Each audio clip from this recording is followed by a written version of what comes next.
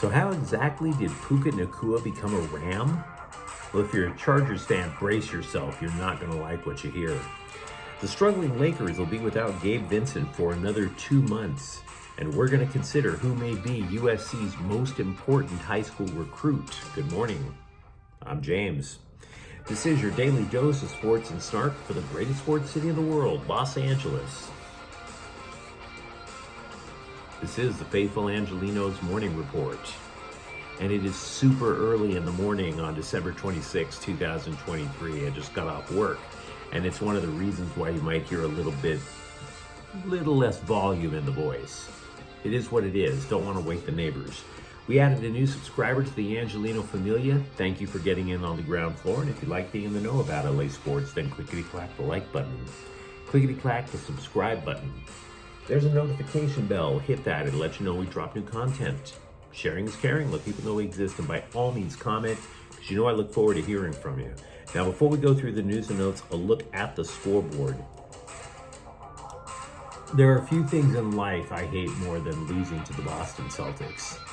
Straight up. Just makes me want to start a fist fight. On Christmas, no less.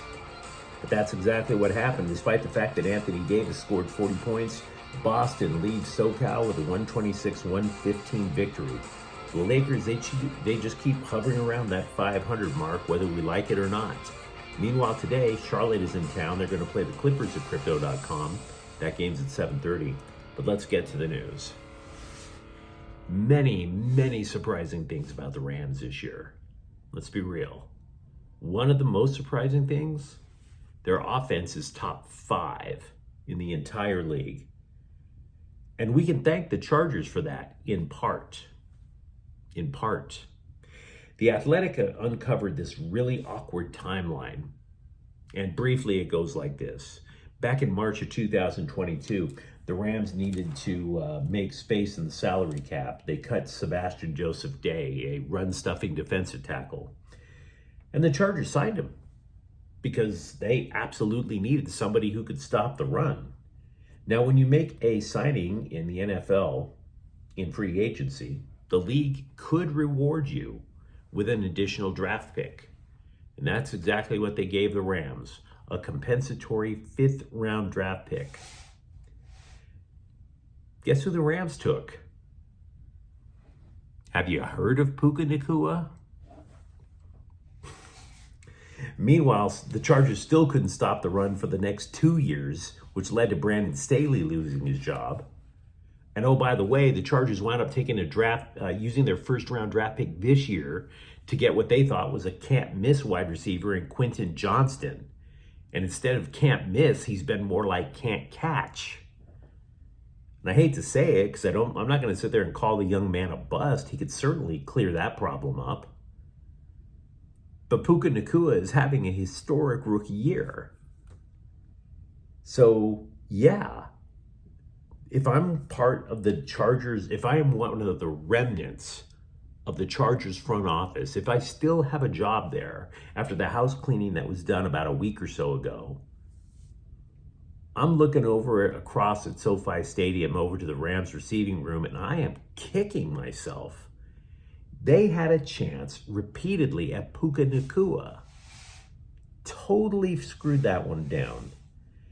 Now, to be honest with you, you shouldn't necessarily be too hard on the Chargers, because the scribes were all in on both of those moves. All in on Sebastian Joseph Day and just straight up meh about Nacua. For example, Pro Football Focus said Sebastian Joseph Day was a potential superstar. Now the poor guy is out of work. Meanwhile, The Athletic said that Nacua, after the draft, when they did their reviews, that Nacua kind of had a shot at a gig on the roster. Nobody saw a superstar coming. Just craziness. And I suppose you could just sit there and say, hey, James, thank you on the day after Christmas for twisting the knife that further into my rib cage. And I'm sorry. But if you're going to stick the knife further between the ribs, sometimes you got to also go, ugh. And that's what I'm about to do. Because prepare to be even angrier at the Chargers. There are 8 GMs, 8, this year, who had held on to their job for at least 10 NFL drafts. 6 of them won Super Bowls. The 7th is actually a part owner of the team, the Cleveland Browns, which pretty much means that guy's going to have job security until he's dead. And the 8th, you guessed it, recently fired Chargers GM Tom Telesco. I'm not enjoying this, by the way. I'm just basically saying, look, this is how bad off the Chargers are right now. There is a real problem to correct here. And by the way, we never really talked this part about the Bolts being in salary cap hell coming up this offseason. Joey Bosa and Keenan Allen can both opt out of their contracts at the end of the year. So there's that. Meanwhile, rookie quarterback Max Duggan has officially lost his job with the Chargers. They fired him on Christmas. Straight up. Now, I'm not sure how many tears we should wind up shedding over Max Duggan, in the sense that if another team does not sign him, he's probably going to come back with the practice squad. Maybe it's just the reverse Christmas spirit in me, but man, if you fire somebody on Christmas Day, maybe that's the reason why I'm so hype on telling the Chargers how they screwed up with Puka Nacua, how they screwed up with Sebastian Joseph Day, and how, frankly, they should have fired Tom Telesco a long time ago. You're firing players on Christmas Day? That's messed up. I will give you one positive note, though. The Athletic is reporting that the Chargers owners are, quote, casting a wide net and looking at all types of candidates, from the college ranks to current NFL coaches. So it's possible that they have finally learned their lesson. I'm not optimistic about it. I don't know how optimistic you should be about it. But is it possible that the Chargers have finally learned their lesson? Gabe Vincent, who was supposed to be the starting point guard for the Lakers, will undergo arthroscopic surgery to his left knee, and all things being equal, you kind of have to wonder why they just didn't say do it a couple of months ago, right? I mean, he'll be out for another 2 months anyway. The guy's only played in 5 games, and please understand, I'm certainly not questioning Gabe Vincent's desire to play. The dude played for Miami. They're gamers there. But instead of saying, you know what, just solve the problem and let's go under the knife, he tried to sit there and say, maybe plasma therapy will do the job. And it sure as hell didn't. Sometimes you got to double check these things, man. Sometimes the funky new medical procedure isn't going to solve the problem. ESPN listed the most important recruits for the class of 2024 in each of next year's top 25 football teams. Now, look, I am a USC fan. I totally admit it, right? But I sure as hell didn't think they were a top 25 team going into next year. Now, if ESPN does, who am I? Great. Fine. Keep the attention on Lincoln Riley and the men of Troy. I'm okay with that.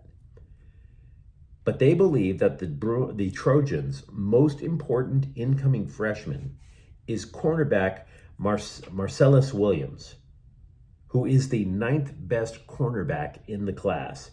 He's related to Max Williams, who already plays for USC. The thought process from ESPN is that they believe he has a shot to contribute quickly, because the Trojans have lost a lot of people in their defensive back room, and the pass defense was just atrocious last year, as we all know. They finished 117th in the nation last year. So there is a possibility that Williams could make an immediate impact.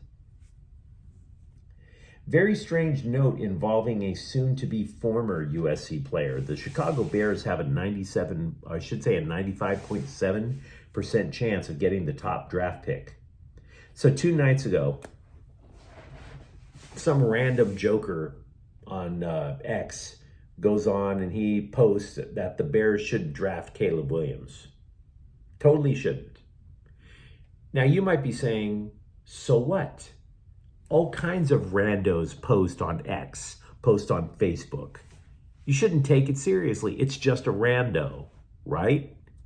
Here's the thing. Caleb Williams took it seriously. Caleb Williams liked the tweet, possibly sending a message to the Bears, I don't want you to draft me. Dude, why? No, I understand why you don't want to play for the Chicago Bears. What are you doing liking random tweets?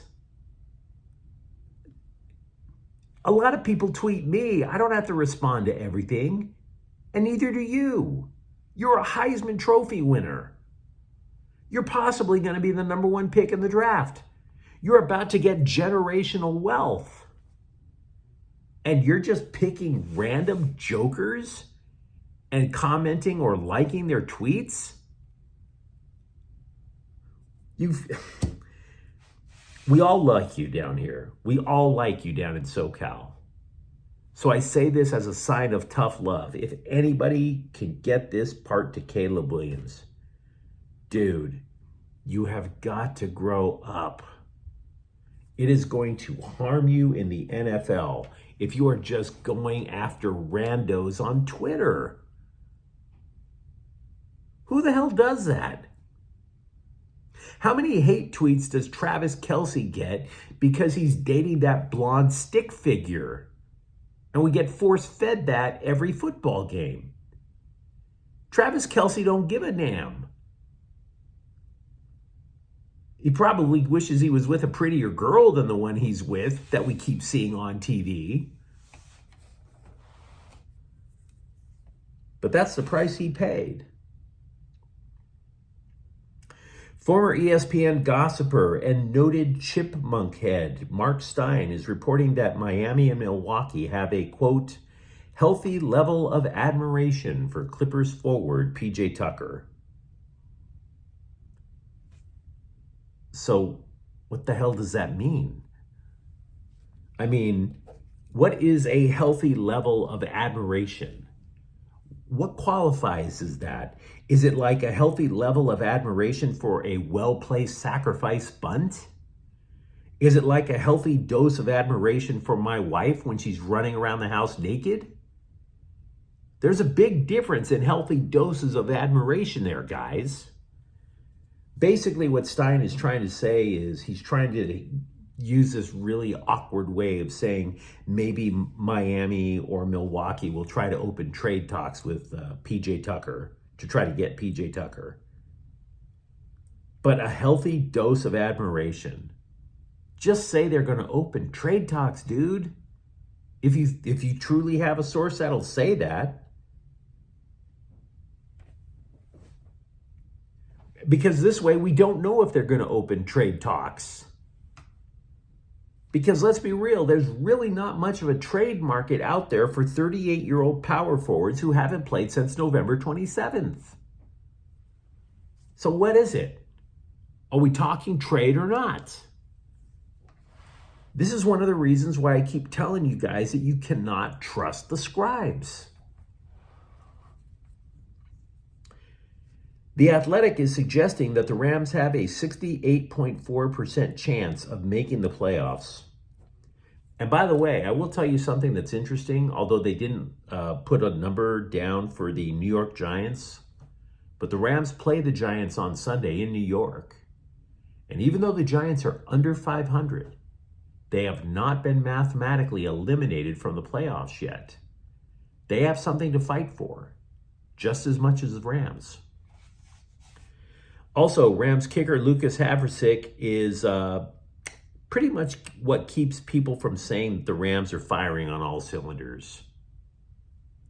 Pretty surprisingly stout defense, top 5 offense, horrible special teams. Just horrible special teams.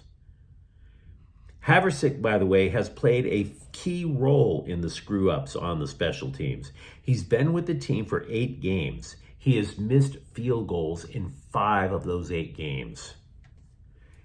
Asked about looking elsewhere for a kicker, Coach Sean McVay said, quote, "That's not something that we're interested in right now," unquote. So we are stuck with Lucas Haversick and his wayward foot. Sucks for us. Wide receiver and kicker Ari Levinson has entered the transfer portal, thus leaving UCLA football. And all I can say is, no offense, but who the hell is Ari Levinson? Some losses in the transfer portal suck. This one is who? I mean, what am I supposed to tell you? You would think we would know who the hell Ari Levinson is. How many combination wide receiver kickers do you know in organized football, right?